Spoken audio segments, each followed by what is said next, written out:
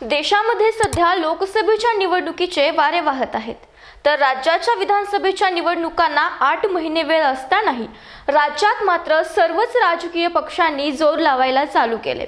त्यातच वंचित आघाडीनेही महाराष्ट्रामध्ये जोरदार शक्ती प्रदर्शन करण्यास सुरुवात केली आहे. तसेच विविध जिल्ह्यांमध्ये वंचित आघाडीच्या सभाही जोरदारपणे चालू झाल्यानं लाखोंची गर्दी जमतीये. त्यामुळे राज्यातील प्रस्थापित पक्षांना मात्र आता धडकी भरली आहे. त्यातच वंचित आघाडीचा इतिहास सुद्धा तसा धडकी भरवणाराच राहिला आहे. वंचितने 2019च्या लोकसभा, विधानसभा आणि तेव्हापासून राज्यात झालेल्या स्थानिक स्वराज्य संस्था असो की मग अगदी आपल्या ग्रामपंचायतीच्या निवडणुकीत सुद्धा वंचितची भूमिका अगदी निर्णायक राहिली आहे. आणि याच वंचित आघाडीने चांगल्या मातब्बर नेत्यांना धोबीपछाड दिलेला आहे. तर मग चला याच वंचित आघाडीचा संपूर्ण इतिहास आज आपण या व्हिडिओच्या माध्यमातून जाणून घेऊ. नमस्कार, मी शुभांगी राऊत आणि आपण पाहताय महाराष्ट्र जीवन न्यूज. सुरुवातीला आपण 2019 मध्ये झालेल्या लोकसभेच्या निवडणुकांबाबत थोडक्यात जाणून घेऊया. तर 2019 मध्ये राज्यात आघाडी युतीचं फार वेगळं चित्र होतं. त्यावेळी राज्यात शिवसेना आणि भाजप युती होती, तर काँग्रेस आणि राष्ट्रवादी काँग्रेस यांची महाआघाडी होती व राज्यात आघाडी करून या पक्षांनी लोकसभेच्या आणि विधानसभेच्या निवडणुका लढवल्या होत्या, ज्यात महायुतीला 41 जागा तर महाआघाडीला 6 जागा मिळाल्या होत्या. तर 1 जागा वंचित प्लस AIMIM या पक्षाला मिळाली होती. तर आता आपण पक्षनिहाय जागा पाहू. भारतीय जनता पार्टीला राज्यात लोकसभेच्या सर्वाधिक म्हणजेच 23 जागा मिळाल्या होत्या. तर राष्ट्रवादी काँग्रेस पार्टीला 5 जागा मिळाल्या होत्या व काँग्रेसला केवळ 1च जागा मिळाली होती. तर औरंगाबाद ही जागा वंचित प्लस AIMIM आघाडीला मिळाली होती. आणि काही महिन्यांपूर्वी काँग्रेस पक्षाचे चंद्रपूर जिल्ह्याचे एकमेव खासदार बाळू धानोरकर यांचं निधन झालं. त्यामुळे राज्यात सध्या काँग्रेस पक्षाचा एकही खासदार नाहीये. तर आता आपण येऊ आपल्या मूळ विषयाकडे. वंचित आघाडीची राज्यात कशी व कधी सुरुवात झाली याबाबत आपण सविस्तर जाणून घेऊया. 2018 मध्ये राज्यात भीमा कोरेगावची दंगल घडली आणि त्यानंतर प्रकाश आंबेडकर यांनी महाराष्ट्र बंदची हाक दिली आणि बंद यशस्वी करून दाखवला व यानंतर प्रकाश आंबेडकर माध्यमांच्या मुख्य प्रवाहात आले आणि मग तिथूनच काही दिवसात ते राज्याच्या राजकारणात सक्रिय झाले. 2018 मध्ये पंढरपुरात झालेल्या धनगर समाजाच्या मेळाव्यातून प्रकाश आंबेडकर यांनी राज्यात नवी राजकीय शक्ती निर्माण केली पाहिजे असं सांगितलं व पहिल्यांदा वंचित बहुजन आघाडी हे नाव याच मेळाव्यात वापरलं गेलं. आणि मग पुढच्या काही महिन्यातच देशात लोकसभेच्या निवडणुका होणार होत्या. त्यामुळे प्रकाश आंबेडकर यांनी राज्यात मेळावे घेण्यास सुरुवात केली आणि प्रकाश आंबेडकर यांनी राज्यातील छोट्या जातींच्या नेत्यांना, लहान आघाड्यांना व लहान पक्षांना एकत्रित करून वंचित बहुजन आघाडीची स्थापना केली आणि मग 2019च्या लोकसभा निवडणुका लढण्याचं जाहीर झालं. त्याच दरम्यान AIMIMचे अध्यक्ष OVC यांच्या सोबतही प्रकाश आंबेडकर यांच्या वंचित आघाडीने युती केली. खरं म्हणजे AIMIMला महाराष्ट्रात प्रकाश आंबेडकर यांच्या सारख्याच नेत्याची गरज होती. त्यामुळे या युतीसोबत मुस्लिम समाजही मोठ्या प्रमाणात जोडला गेला आणि राज्यातील आरक्षणाच्या मुद्द्यावरून धनगर समाजानेही प्रकाश आंबेडकरांना मोठ्या प्रमाणात साथ दिली आणि वंचितच्या सभा लाखोंमध्ये होऊ लागल्या. त्यामुळे वंचित आघाडीची हवा महाराष्ट्रभर झाली. या सभा पाहून तर काँग्रेस आणि राष्ट्रवादी या दोन्ही राज्यातील मजबूत पक्षांनी धास्ती घेतली आणि इथूनच प्रकाश आंबेडकर आणि काँग्रेस एकत्र येणार या चर्चेला सुरुवात झाली. परंतु काँग्रेस आणि वंचित एकत्र येणार या फक्त चर्चाच राहिल्या. जागेच्या वादावरून वंचित आणि काँग्रेस एकत्र येऊ शकले नाहीत आणि वंचितने राज्यात लोकसभेच्या पूर्ण 48 जागा स्वतंत्र लढल्या आणि मग प्रकाश आंबेडकर यांच्या वंचितने राज्यात लक्षणीय मते घेतली. तर औरंगाबादची 1 जागा निवडून आणण्यात वंचित AIMIM ही युती यशस्वी ठरली आणि मग 2019च्या लोकसभेच्या निवडणुकीमध्ये विजयी उमेदवारांपेक्षा वंचितच्या पराभूत उमेदवारांची चर्चा राज्यात जास्त झाली. याची कारणे ही तशीच होती, म्हणजेच त्यांनी घेतलेले लाखांमधील मते. 2019च्या निवडणुकीत राज्यात वंचितमुळे मोठमोठ्या दिग्गजांना पराभवाचा सामना करावा लागला, ज्यामध्ये राज्याचे माजी मुख्यमंत्री अशोक चव्हाण, सोलापूरचे सुशीलकुमार शिंदे यांसह अनेक मोठे चेहरे वंचितमुळे पराभूत झाले। यासोबतच वंचित आघाडीच्या उमेदवारांनी घेतलेल्या मतांमुळे काँग्रेस प्लस राष्ट्रवादी आघाडीला 7 जागांवर फटका बसला। तर हे मतदारसंघ कोणते आहेत आणि या ठिकाणी मतांचं गणित नेमकं काय राहिले ते आपण थोडक्यात पाहूया। सर्वात आधी आपण अशोक चव्हाण यांचा नांदेड लोकसभा मतदारसंघ पाहूयात। अशोक चव्हाण यांचा नांदेड जिल्हा हा बालेकिल्ला आहे, परंतु इथे वंचितमुळे त्यांचा पराभव झाला। या ठिकाणी महायुतीचे उमेदवार प्रतापराव चिखलीकर यांना 4,46,600 मते मिळाली। काँग्रेस आघाडीचे उमेदवार अशोक चव्हाण यांना 4,86,800 मते मिळाली। तर वंचितचे उमेदवार यतपाल भिंगे यांना 1,66,000 मते मिळाली। त्यानंतर सांगली लोकसभा मतदारसंघामधील मतांचं समीकरण समजून घेऊन या ठिकाणी महायुतीच्याच उमेदवाराचा विजय झाला व या ठिकाणी महायुतीचे उमेदवार संजय काका पाटील यांनी 5,08,900 मते मिळाली। तर आघाडीचे उमेदवार विशाल पाटील यांना 3,44,600 मते मिळाली व वंचितचे धनगर समाजाचे गोपीचंद पडळकर यांना 3,02,000 मते मिळाली। तर परभणीमध्ये वंचितच्या उमेदवाराला 1,50,000 मते मिळाली व इथे राष्ट्रवादीच्या उमेदवाराचा पराभव झाला। तर सोलापूर आणि अकोला या 2 लोकसभा मतदारसंघातून खुद्द वंचितचे प्रमुख प्रकाश आंबेडकर यांनी निवडणूक लढवली होती। सोलापूरमध्ये भाजपच्या उमेदवाराला 5,24,000 मते मिळाली, तर काँग्रेसचे सुशीलकुमार शिंदे यांना 3,66,000 मते मिळाली आणि वंचितचे उमेदवार प्रकाश आंबेडकर यांना 1,70,000 मते मिळाली। तर अकोल्यामध्ये भाजपचे उमेदवार संजय धोत्रे यांना 5,55,000 मते मिळाली व यामुळे येथे वंचितचे नेते प्रकाश आंबेडकर हे 2 नंबरच्या स्थानी राहिले व त्यांना अकोला मतदारसंघात 2,78,000 मते मिळाली। तर काँग्रेसचे उमेदवार पटेल इथे 3ऱ्या नंबरवर राहिले। तर गडचिरोली चिमूरमध्ये वंचितच्या उमेदवाराला 1,11,000 मते मिळाली, यामुळे भाजपचा विजय सोपा झाला। आणि त्याच पद्धतीने बुलढाणा लोकसभा मतदारसंघात वंचित आघाडीला 1,63,000 मते मिळाली व या ठिकाणी सुद्धा भाजपच्या उमेदवाराचा विजय झाला व या मतदारसंघात काँग्रेसचे उमेदवार डॉक्टर शिंगणे यांना 3,70,000 एवढी मते मिळाली। यामुळे काँग्रेस राष्ट्रवादीच्या नेत्यांनी वंचितवर भाजपची बी टीम म्हणून आरोप केला होता। सोबतच सांगितलं की आघाडीच्या आणि वंचितच्या उमेदवारांच्या मतांची बेरीज ही भाजपच्या उमेदवारांपेक्षा जास्त होते, यामुळे वंचितचा आम्हाला मोठा फटका बसला आहे व काँग्रेस राष्ट्रवादीच्या नेत्यांनी असाही दावा केला की वंचितला दलित, मुस्लिम, धनगर व इतर लहान समूहांची मते मिळाली आहेत व ही मते आमचीच आहेत, त्यामुळे वंचितने महाराष्ट्रात निवडणूक लढवून भाजपला मदत केली आहे असे थेट आरोप आघाडीच्या नेत्यांनी वंचितवर केले। तेव्हा यावर वंचितचे नेते प्रकाश आंबेडकर यांनी आघाडीच्या नेत्यांचा हा दावा नाकारला आणि त्यांनी सांगितलं की वंचितला पडलेली मते ही आमची हक्काची मते आहेत। राज्यातील या मतदारांनी काँग्रेस, भाजप आणि राष्ट्रवादी आणि शिवसेना यांना नाकारलं व आम्हाला साथ दिली।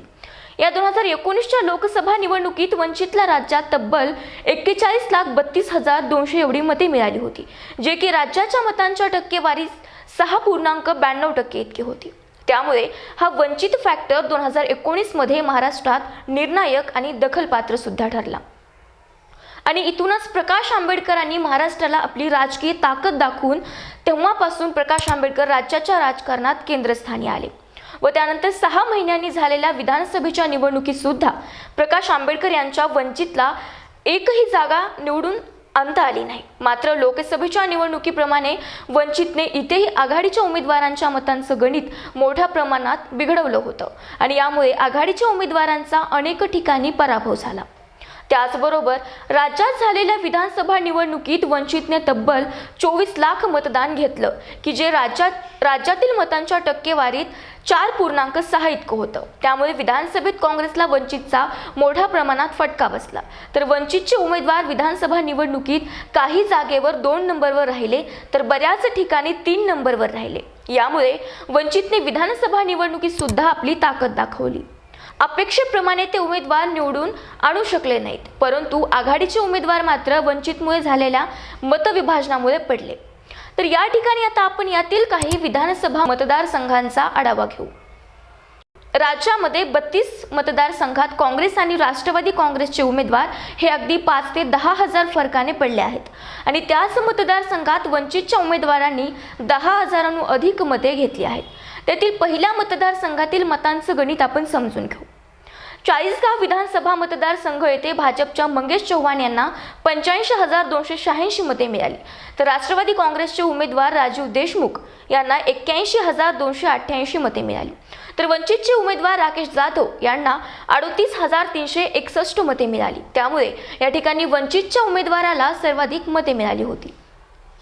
त्याचप्रमाणे बुलढाणा मतदारसंघात शिवसेनेचे उमेदवार संजय गायकवाड यांना 67,038 मते मिळाली, तर काँग्रेसच्या हर्षवर्धन सपकाळ यांना 30,810 मते मिळाली व वंचित उमेदवार विजय शिंदे यांना तब्बल 41,173 मते मिळाली. मग पुढे चिखली विधानसभा मतदारसंघात भाजपच्या श्वेता महाले यांना 92,707 मते मिळाली, तर काँग्रेसचे उमेदवार राहुल बोंद्रे यांना 86,072 मते मिळाली व इथे वंचितच्या अशोक सुरडकर यांना 9,800 मते मिळाली.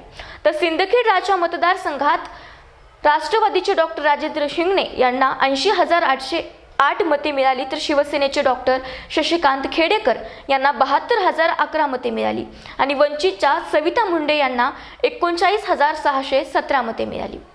त्याचप्रमाणे खामगाव मतदारसंघामध्ये भाजपच्या आकाश फुंडकर यांना 90,167 मते मिळाली, काँग्रेसच्या ज्ञानेश्वर पाटील यांना 73,464 मते मिळाली आणि वंचितचे उमेदवार शरद व सत्कार यांना 25,839 मते मिळाली. त्याचबरोबर अकोट विधानसभा मतदारसंघामध्ये भाजपचे प्रकाश भारसाकळे यांना 48,299 मते मिळाली, तर काँग्रेसच्या संजय बोडके यांना 27,501 मते मिळाली, तर देवांचीचे उमेदवार ॲडव्होकेट संजय रहाटे यांना 41,189 मते मिळाली. तसेच राज्यातील काही विधानसभा मतदारसंघ असेही आहेत ज्यात वंचितचे उमेदवार दुसऱ्या स्थानावर राहिले, तर काही मतदारसंघात वंचितचे उमेदवार अवघ्या 1 ते 2 हजाराच्या फरकाने पराभूत झाले. मग हे विधानसभा मतदारसंघ नेमके कोणते आहेत हे आपण थोडक्यात पाहूया. यात पहिला विधानसभा मतदारसंघ आहे तो म्हणजे बाळापूर मतदारसंघ. बाळापूर विधानसभा मतदारसंघात शिवसेनेच्या नितीन कुमार यांना 68,945 मते मिळाली, तर इथे दुसऱ्या क्रमांकावर राहिलेल्या वंचितच्या धैर्यवर्धन पुंडकर यांना 50,284 मते मिळाली, तर या मतदारसंघात राष्ट्रवादीचे उमेदवार संग्राम गावंडे यांना केवळ 16,329 मते मिळाली. यानंतर पाहूयात अकोला पूर्व विधानसभा मतदारसंघ. या मतदारसंघात भाजपचे उमेदवार रणधीर सावरकर यांना 99,758 मते मिळाली, तर वंचित उमेदवार हरिदास भदे यांना 75,263 मते मिळाली व काँग्रेसच्या विवेक पारसकर यांना 9,444 मते मिळाली. पुढे वाशिममध्ये भाजपच्या लखन यांना 65,641 मते मिळाली, तर वंचितच्या सिद्धार्थ देओ यांना 52,050 मते मिळाली आणि काँग्रेसच्या रजनी राठोड यांना 30,493 मते मिळाली. यानंतर पाहूयात मूर्तिजापूर मतदारसंघ. या मतदारसंघात भाजपच्या हरीश पिंगळे यांना 54,240 मते मिळाली, तर वंचितचे उमेदवार प्रतिभा अवचार यांना 57,399 मते मिळाली व काँग्रेसच्या उमेदवाराला या ठिकाणी 40,849 मते मिळाली. या मतदारसंघात वंचितच्या उमेदवाराचा केवळ 2,000हून कमी मताने पराभव झाला.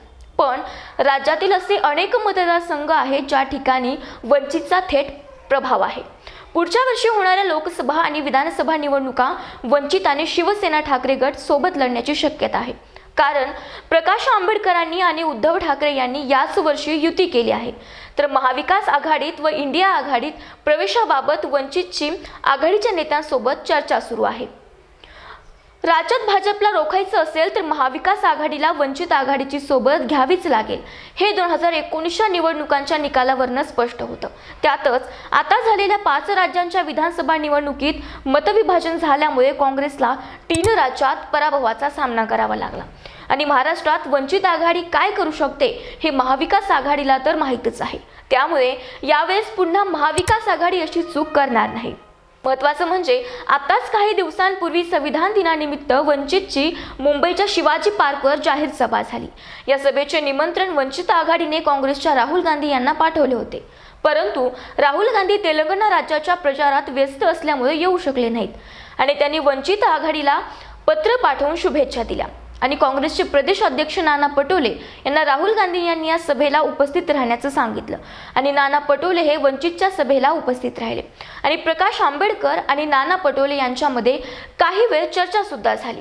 त्यामुळे यावेळी महाविकास आघाडी आणि वंचित यांची युती होईल अशा चर्चा होऊ लागल्या, परंतु वंचितमधील आणि काँग्रेसमधील थेट बोलणी होत नसल्यामुळे युतीबाबत सद्यस्थिती संभ्रम निर्माण करणारीच आहे। व याच आठवड्यामध्ये प्रकाश आंबेडकर म्हणाले की आम्ही इंडिया आघाडीत जाण्यासाठी तयार आहोत, पण आम्हाला कोणी घेत नाहीये। यावर काँग्रेसचे विरोधी पक्षनेते विजय वडेट्टीवार यांनी सांगितलं की वंचित आमची दारे खुलीच आहेत आणि काही दिवसांपूर्वीच राष्ट्रवादीचे अध्यक्ष शरद पवार यांनीही वंचितला सोबत घेण्याबाबत अनुकूलता दाखवली आहे। काही दिवसांपूर्वी प्रकाश आंबेडकर आणि शरद पवार यांची भेट सुद्धा झाली होती, परंतु यावर प्रकाश आंबेडकरांनी सांगितलं की ही भेट राजकीय नसून आम्ही फक्त सोबत बसून चहा घेतला। यामुळे आता हे पाहणं गरजेचं ठरणार आहे की वंचित महाविकास आघाडी इंडिया आघाडीत सामील होणार की मग 2019 प्रमाणे स्वतंत्र लढून आघाडीचे गणित बिघडवणार। तर हा होता वंचित बहुजन आघाडीचा संपूर्ण इतिहास। बाकी तुम्हालाही माहिती कशी वाटली हे खाली कॉमेंट सेक्शनमध्ये कॉमेंट करून नक्की सांगा आणि लवकरच भेटूया अशाच एका महत्त्वपूर्ण माहितीसोबत याच ठिकाणी। तोपर्यंत पाहत राहा महाराष्ट्र जीवन न्यूज माझ्यासोबत। धन्यवाद।